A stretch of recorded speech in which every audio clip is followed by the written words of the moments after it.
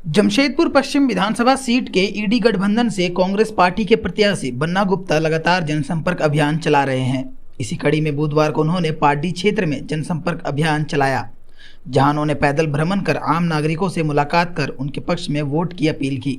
बातचीत के दौरान उन्होंने कहा कि जनता के बीच रहकर विगत 5 वर्ष और उससे पूर्व भी उन्होंने एक सेवक के रूप में कार्य किया है। जनसंपर्क के दौरान उन्हें बड़ों का आशीर्वाद एवं युवाओं का साथ मिल रहा है, जिससे उनकी जीत निश्चित है।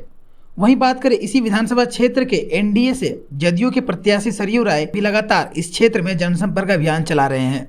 वे भी अपने कार्यकर्ता और आम जनता से लगातार मिल रहे हैं और उनसे अपने पक्ष में वोट की अपील कर रहे हैं। उनसे बातचीत के दौरान उन्होंने कहा कि वर्ष 2019 में उन्होंने जिस अवस्था में मानगो क्षेत्र को छोड़ा था, आज भी उसी स्थिति में है। पेयजल से लेकर के तमाम बस्तियों में सड़क बेहाल है। साथ ही कहा कि विगत 5 वर्षों में नए नए आपराधिक गैंग तैयार हो गए हैं, जिनको राजनेताओं का संरक्षण भी प्राप्त हो रहा है। इस वीडियो में आगे देखें। देखिए, हमने जो काम किया है वो हम लोगों के बीच जा रहे हैं। लोग कह रहे हैं कि आपको आने का क्या ज़रूरत है, आपने तो इतना काम कर दिया, जो कहा वो किया है। तो लोगों का एक अपार समर्थन है और लोगों को एक अपार विश्वास है कि एक सहज है, सरल है, सुगम उपलब्ध रहने वाला व्यक्ति है। तो हर लोग प्रेम से कह रहे हैं कि नहीं आप जाइए ना, हम लोग आपको करेंगे। तो मुझे बहुत इसकी खुशी है, मुझे बहुत खुशी है इस बात की कि इस तरह का माहौल है, एक तरफा माहौल है। लोग अपने से कह रहे हैं कि नहीं जाइए, आप एकदम चिंता मत कीजिए, हम लोग साथ रहेंगे। तो मुझे बहुत इस चीज़ से तसल्ली है कि जो लोगों की सेवा किया है, लोग भी उस सेवा से संतुष्ट हैं।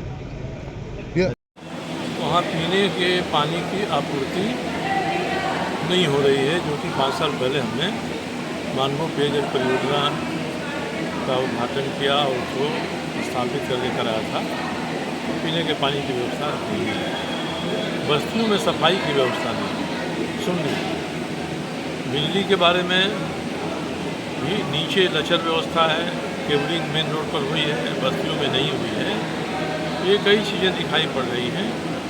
और दूसरा कि कई जगहों पर केवल पेवर ब्लॉक्स तो लगा दिए गए हैं, मगर भीतर में जहाँ सड़कों का निर्माण होना चाहिए, मैं घूमता हूँ तो जस की तस है। इसलिए 5 साल पहले हमने जैसे क्षेत्र को छोड़ा था, उससे बदतर स्थिति में यहाँ की जन सुविधाएँ पहुँच गई हैं। ये साफ साफ दिखाई पड़ता है। आप इस बार जब ये होगी कि जो जन सुविधाएँ हैं उनको दुरुस्त करें, जिनसे जनता का सीधे सरोकार है। और ख़ास करके जो पिछड़े इलाके हैं, बस्ती के इलाके हैं, वहाँ भी मैंने ही पानी पहुँचवाया था जल सत्याग्रह करके 2009 में 10 में। वहाँ भी पानी नहीं जा रहा है, पानी जा भी रहा है तो इतना कम उसका प्रेशर है कि घंटा भर में 1 बाल्टी भी नहीं भरता है। तो मैं उनको दुरुस्त कराऊँगा। बस्तियों में सड़क बनवाना मैंने शुरू किया था। बस्तियों में अब इधर 5 वर्षों में अपराधियों के गैंग खड़ा होने लगे। गोलीबारी होती है और किसी एक गैंग को प्रभावशाली आदमी कोई है, मंत्री है, विधायक है, वो समर्थन दे देता है, प्रतिक्रिया में दूसरा गैंग भी हथियार उठाता है। तो भय का वातावरण पूरे बस्ती में पसरा हुआ है। लोग खुलकर खड़ा नहीं होना चाहते हैं, बोलना नहीं चाहते हैं कि उनके ऊपर कार्रवाई हो जाएगी। और ऐसे नुमाइंदे 4-5 हैं जो आपराधिक किस्म के हैं, जो लोगों के यहाँ जाते हैं और कहते हैं कि मंत्री जी आपसे बात करना चाहते हैं। मैंने सीनियर एसपी को 4 लोगों का नाम दिया है। 302 के मुकदमे में उन पर वारंट है। मैं देखता हूँ सीनियर एसपी पकड़ते हैं कि नहीं पकड़ते हैं। नहीं पकड़ेंगे, सारे मामलों को चुनाव के सामने ले जाएंगे। प्रशासन शिथिल है और प्रशासन दबाव में काम कर रहा है। ये स्थिति ठीक नहीं है। पिछले 5 वर्षों में मनमाना काम हुए हैं। अब देखिए, मैंने इनके कब्जे से फूड प्लाजा को बाहर निकाला, वहाँ बहुत बढ़िया कन्वेंशन सेंटर बना। आज तक वो चल नहीं रहा है, मरम्मत के भाव में छत चूने लगा है। जो खिड़कियाँ इनके घर की तरफ थी, सारी खिड़कियों को उन्होंने बंद करा दिया है। डीएम लाइब्रेरी मैंने बनवाया, डीएम लाइब्रेरी अभी तक चालू नहीं हुई है। ऐसे कई काम हैं जिनको मैंने शुरू कराया। वो काम जस के तस हैं। किनारे के इलाके में चलिए, देवबिला के पास आज़ाद नगर के जैसे इलाके में बरसात में पानी घरों में घुस जाता है। मैं कल गया था, घुटना भर पानी शंकुरसाई के रोड नंबर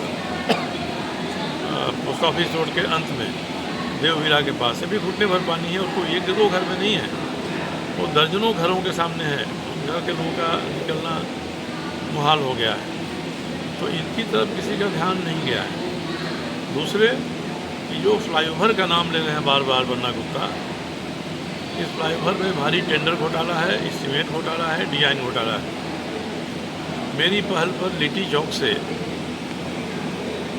NH-33 भिलाई पहाड़ी जाने के लिए सोनेखा पर पुल बन रहा है। 4 किलोमीटर लंबा 4 लेन रोड बन रहा है। इसका खर्च केवल 40 करोड़ रुपया है। और ये जो फ्लाईओवर बनवा रहे हैं उस फ्लाईओवर का खर्च आ रहा है 471 करोड़ रुपया। कोई तुलना ही नहीं है। 471 करोड़ रुपया एस्टीमेट को बढ़ाकर बनाया गया है, डिज़ाइन को गड़बड़ बनाया गया है, जिससे लोगों को असुविधा होगी। मैं इसका डिज़ाइन चेंज कराऊंगा, इसको जनता के हित के लायक बनवाऊंगा। विधायक बन गया तो केवल कमीशन लेना और एस्टीमेट ज़्यादा बढ़वा देना, यही काम हुआ इस रजीम में। स्वास्थ्य विभाग में MGM की स्थिति कैसी आप देख रहे होंगे। MGM सुधर नहीं पाया इनसे स्थानीय मंत्री होने के बाद भी। और एक बड़ा MGM कॉलेज में भवन बनवा दिया है, उसका OPD का उद्घाटन मुख्यमंत्री से करा दिया। उसमें एक बूंद पानी की व्यवस्था नहीं है। 4 वर्षों में पानी की व्यवस्था करनी चाहिए थी, वो नहीं है। तो अस्पताल और OPD जितना रहे कैसे, वहाँ टैंकर से पानी ले जाया जा रहा है। तो इस तरह की बातें पूरे क्षेत्र में हुई हैं और क्षेत्र में एरिया के हिसाब से लोगों का कहना है कि पक्षपात हो रहा है। एक तरफ सुविधाएं नहीं मिल रही हैं, दूसरी तरफ सुविधाएं बढ़ चढ़ कर मिल रही हैं। ये शिकायत होना है। कोई आदमी विधायक हो जाता है तो जो उसको वोट नहीं दिया उसका भी विधायक है, जिस क्षेत्र में वोट नहीं मिला उसका भी विधायक है। यहाँ तो पक्षपात हो रहा है। जो हमको वोट दिया उसका काम करेंगे। मोदी जी ने नारा दिया कि सबका साथ सबका विकास, और इन्होंने नारा दिया है कि जो हमको वोट दिया उसका विकास। तो ऐसी स्थिति उत्पन्न हुई है। भय, भ्रष्टाचार, आतंक, अत्याचार से इस क्षेत्र को मुक्त कराना है। इस क्षेत्र में ये पसर रहा है और केवल बस्ती के गरीब गुरबा ही नहीं, यहाँ के जो व्यवसायी हैं, धनी मानी लोग हैं, ये लोग भी भयभीत हैं। कोई ना कोई कार्रवाई कर देंगे, कार्रवाई करा दी जाएगी। इनको हाजिरी देनी पड़ रही है बहुत लोगों को वहाँ। तो मैं इन सारी समस्याओं का निदान कराऊंगा और बदल कराऊंगा।